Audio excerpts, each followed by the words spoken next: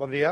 Seguint el ritual que es fa servir en aquesta cambra, faríem ara una valoració del discurs del candidat a la presidència de la Generalitat designat per la molt honorable senyora presidenta del Parlament i per recordar-li dues coses. La primera és en aquesta apel·lació que n'ha fet al veredicte o el missatge de les urnes, que el missatge de les urnes està clar. Més del 60% dels votats no han votat Ciu ni Mas. Més del 70% de la gent amb dret a vot no ha votat Ciu ni Mas. Aquest és el missatge de les urnes. En quant al discurs, em sembla un catàleg de bones intencions, banal, d'un gestor administratiu mediocre, sense contingut i que no porta al país més que a la frustració. Tot aquest catàleg ja era l'Estatut. Ja era l'Estatut retallat pel senyor Mas amb el senyor Zapatero. I això és el que el Tribunal Constitucional, com ell ha reconegut, ha dit que no. Per tant, el seu propòsit és exclusivament repetir de nou un procés cap a la frustració. Perquè no ha dit en cap moment què pensa fer quan la resposta d'Espanya torni a ser la que ha estat fa 6 mesos. El no.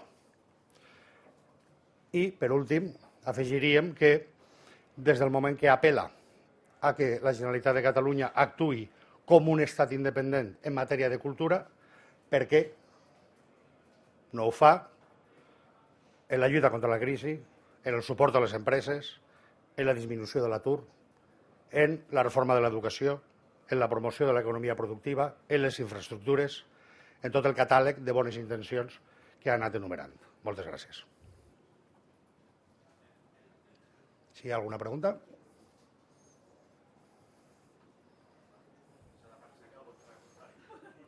El vot serà contrari perquè això és el que portàvem en el manifest electoral.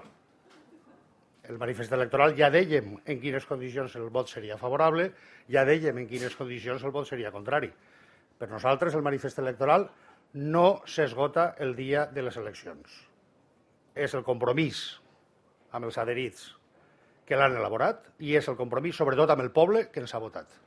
I per tant el nostre full de ruta ara i en els propers 4 anys serà complir el manifest electoral. Allà ja dèiem quan votaríem, quan no votaríem. Per tant, votarem que no a la primera, votarem que no a la segona. Per això ja ho dèiem a partir del dia del mes d'octubre en el qual vam aprovar el manifest electoral. ¿Cuál es su posición sobre la respuesta del recurso que dan ustedes a la mesa pidiendo que no se realizara el debate de investidura? Bé, ara sembla, perquè també no ens han donat trasllat de l'acord inicial contra el qual vam recórrer, sembla que això és un acord verbal, perquè a més l'escrit es refereix a que és un acord de la presidenta, que no ha tingut a bé posar-ho per escrit, i el que diu és que efectivament reconeix que no existeix el grup mixt, però que és el seu criteri que entre 4 diputats i 3 diputats que no són grup mixt, perquè no ha acabat el termini encara per constituir grups parlamentaris en aplicació del reglament, doncs que ella considera que el temps entre 4 i 3 diputats s'ha de distribuir per igual per a aquesta investidura. Per tant, com que parlem d'un caprici il·legal d'una senyora, no tenim més que manifestar que és el caprici il·legal d'una senyora. Molt honorable, per altra banda.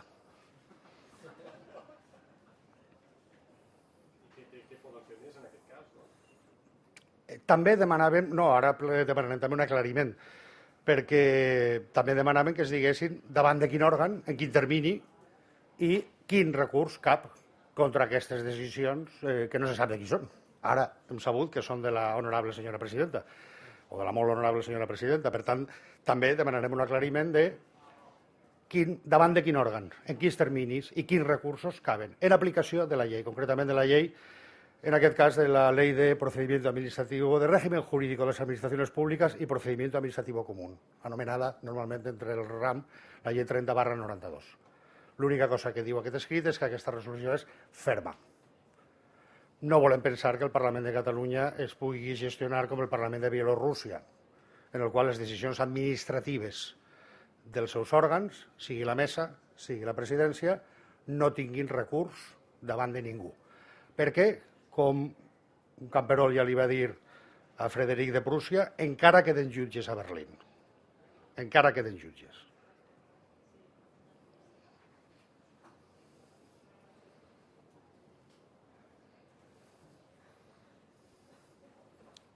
Ho deixem per avui. Moltes gràcies.